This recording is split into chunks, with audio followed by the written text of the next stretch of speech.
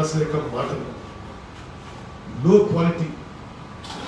ఈ మొత్తం భగీరథ ఇరిగేషన్ ప్రాజెక్టులో ఒక లూటీ జరుగుతుంది. మొన్న కొండపోచమ్మ సాగర్ ప్రాజెక్టు మేము సందర్శించాను. ఇది తెగిపోయిన కాలం. ఇప్పటి వరకు నేను ఆశ్చర్యపోయిన. యాక్చువల్లీ నేను ఆ ప్రాంతం మొదటిసారి పోయినా. ముఖ్యమంత్రి ఫామ్ హౌస్ గేట్ ఆనుకునే కాలువ ఇది. ఫామ్ హౌస్ ఆనుకునే ఉంది కాలువ. ఆ కాలువ తెగిపోయి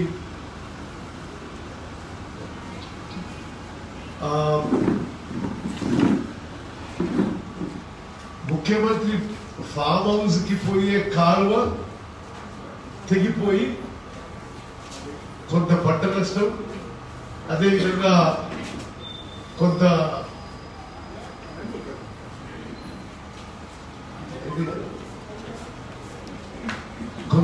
పంట నష్టం, అదేవిధంగా కొంత ఇల్లు నష్టపోయిన విషయం మేము స్వయంగా గమనించడం జరిగింది.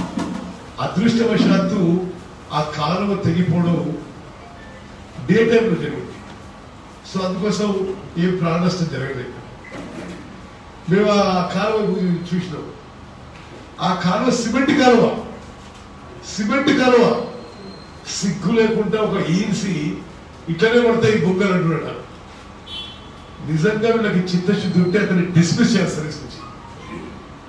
సిమెంట్ కాలువలు అట్లనే పడిపోతే అని తెగిపోతే అనడం ఇక ఇంతకంటే సిగ్గులేని మాటలు ఉండవు.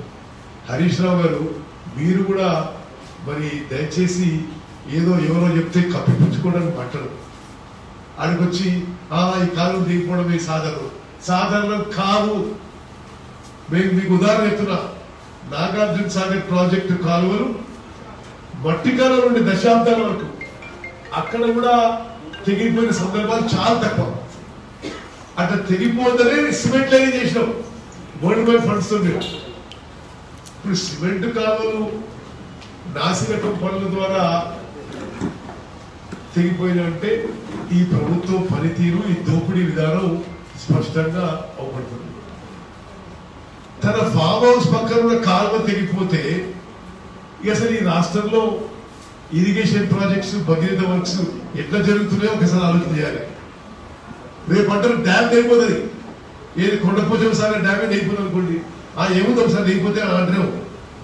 ఏ విధంగా అయితే రెస్పాన్స్ ఇచ్చిందో మొన్న కాలం అయిపోతుంది సార్. ఏమైతే అయిపోతుంది. సిగ్గుశరం లేదా ఎంసీకి అది రావట. అతను నిజంగా ఇలా చిత్తశుద్ధి ఉంటే అతన్ని ఇమీడియట్ గా సర్వీస్ ని డిస్మిస్ చేయాలి. నెగ్లిజెన్స్ మీద క్రిమినల్ కేసు పెట్టాలి. కానీ అతను ఎనకేసుకొచ్చి మంత్రులు మాట్లాడుతారు. మరి మరింత లోతుగా పరిశీలిస్తే ఆ కాలువ మెగా కంపెనీకి మెయిన్ కాంట్రాక్ట్ ఇచ్చి సబ్ కాంట్రాక్టు కాంగ్రెస్ పార్టీ నుంచి కొనుక్కున్న ఎమ్మెల్యే ఉపేందర్ రెడ్డికి ఇచ్చారు. అదేవిధంగా టిఆర్ఎస్ ఎమ్మెల్సీ కరణే ప్రభాకర్ ఇచ్చారు. అంటే ఈ రాష్ట్రంలో అందరినీ తాకట్టు పెట్టి మనని, మన పిల్లల్ని, వాళ్ళ పిల్లల్ని తాకట్టు పెట్టి ఇప్పుడు సుమారు 300 లక్షల కోట్లు తాకట్టు పెట్టి ఇటువంటి పనులు వాళ్ళు చేస్తారు. ఇంత గలీజు పనులు, పూర్తిగా రాష్ట్రాన్ని దోచుకోవడం, రాజకీయాన్ని అసలు ఏ స్థాయికి దిగజార్చిందో ఎవరు ఊహించలేరు. కాంగ్రెస్ పార్టీ సింబల్ మీద గెలిచిన ఉపేందర్ రెడ్డికి ఆ వర్క్ మెగా ఇంజనీరింగ్ కి టెండర్లు వస్తే అతనికి ముఖ్యమంత్రి స్థాయిలో చెప్పించి sub contract Paleru MLA Upender Reddy, TRS MLA Karne ప్రభాకర్కి ఇచ్చినండి. అంటే దొంగలు ఊరు పంచుకున్నట్టు ఇక మొత్తం ఈ రాష్ట్రాన్ని దోచుకోవడానికి ఇది సింపుల్ కాదా అని అడుగుతున్నాం. అసలు ఏంది కాంట్రాక్టులు, ఏంది టెండర్లు, ఏంది దోచుకోవడాలు, ఏంది సబ్ కాంట్రాక్టర్లు? నేరుగా ముఖ్యమంత్రి, ఇరిగేషన్ మంత్రి దీనికి సమాధానం చెప్పాలని చెప్పి మేము డిమాండ్ చేస్తున్నాం. తప్పనిసరిగా ఈ విషయం ఏ స్థాయిలో రేజ్ చేయాలో రేజ్ చేస్తాం. ఇక్కడ గవర్నర్ గారికి, కేంద్ర ప్రభుత్వంలో అన్ని స్థాయిలో ఈ న్యాయస్థానంలో ఈ విషయం రేజ్ చేస్తాం. కానీ ఇది ముందుగా ప్రజానీకం లోపలికి తీసుకుపోవడానికి నేను మాట్లాడుతున్నాను. కొండపోచమ్మ సాగర్ కాలువని ఒకరికి టెండర్లు ఇచ్చి వారి ద్వారా పార్టీ మారినందుకు గిఫ్ట్ గా మరి ఎమ్మెల్యే ఉపేందర్ రెడ్డికి టిఆర్ఎస్ ఎమ్మెల్సీ కర్ణే ప్రభాకర్కి ఇచ్చిందా లేదా ముఖ్యమంత్రి గారు? ఇంత నిస్సిగ్గు నిర్లక్ష్యంగా ఇంకా బహుశా ఏ ప్రభుత్వం గతంలో పనిచేయకపోవచ్చు. నేను ఇంకొక విషయాన్ని చెప్తాను మీకు ఇరిగేషన్ వర్క్ గురించి. నేను ఈ Seethamma Sagar project Dummugudem barrage tender విషయంలో 2600 కోట్ల టెండర్. నేను టెండరు సబ్మిట్ అయినాక ఓపెన్ కాకముందే చెప్పిన ఇది ముఖ్యమంత్రి ఇంట్లో మ్యాచ్ ఫిక్సింగ్ అయింది, ఈ పని ఎల్ఎన్టీకి రాబోతుంది. మరి నాకు ఎన్ని వస్తుంది?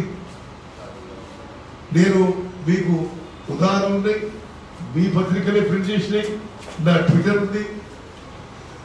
దుమ్ముగూడెం బ్యారేజ్ టెండర్ ఓపెన్ కాకముందే ఇది ఎల్ఎన్టీకి మ్యాచ్ ఫిక్సింగ్ అయిపోయిందని చెప్పిన అదే విధంగా వచ్చింది.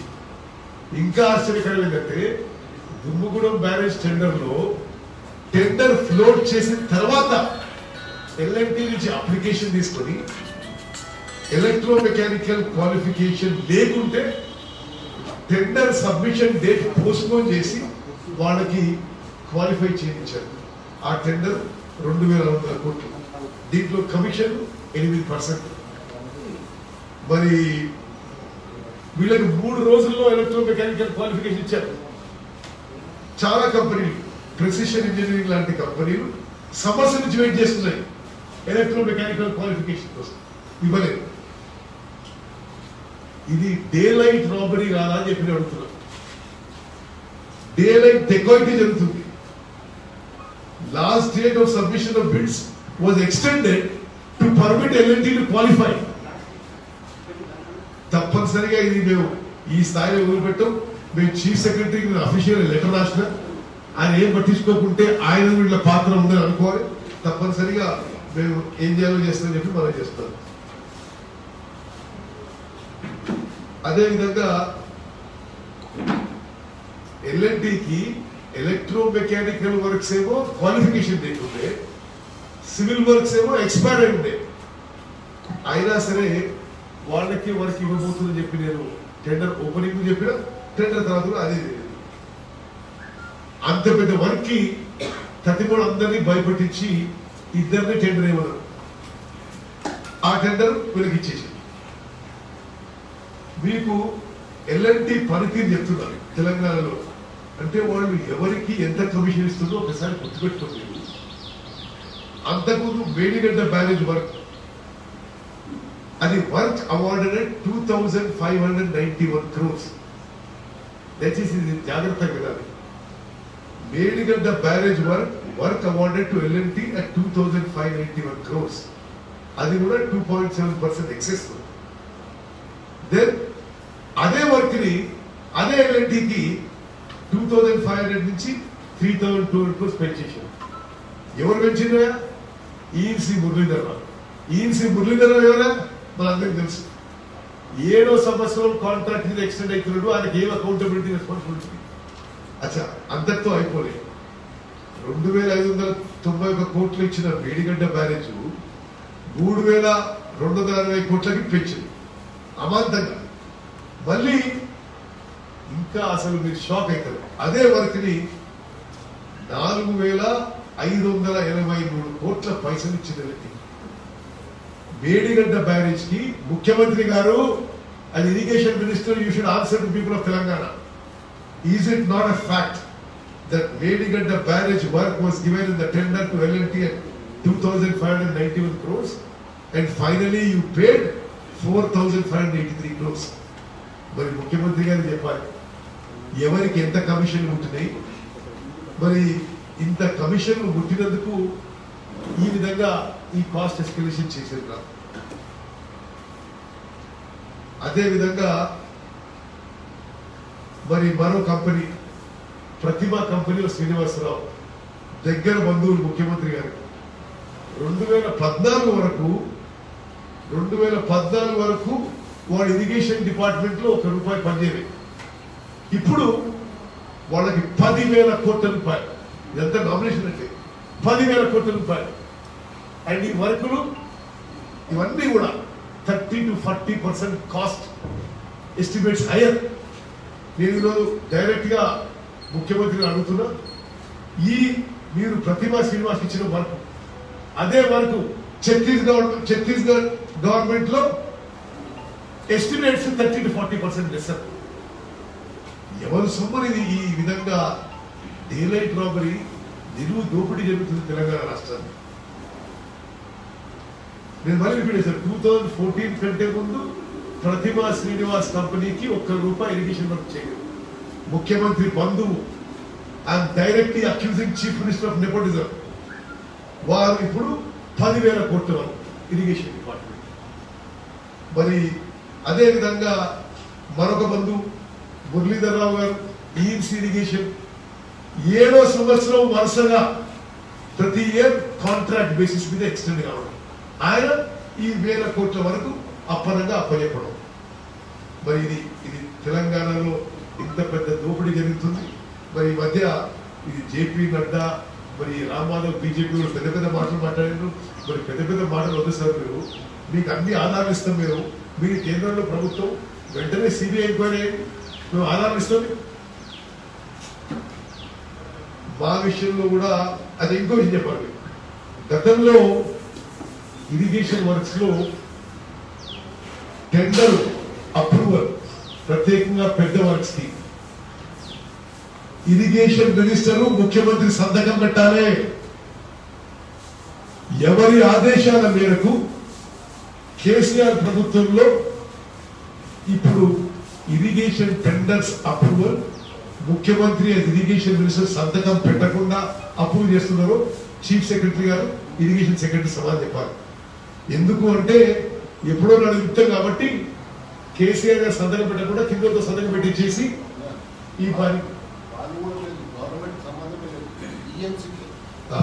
మరి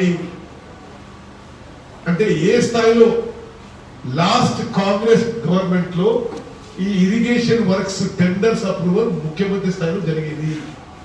ఇది కింది స్థాయిలో చేయించి చేతులు దులుపుకుంటున్నారంటే మరి పొరపాటు జరుగుతుంది, రేపటి రోజు ప్రమాదం అవ్వచ్చు. అలా మీరు కిందతో సంతకం పెట్టిస్తుంది.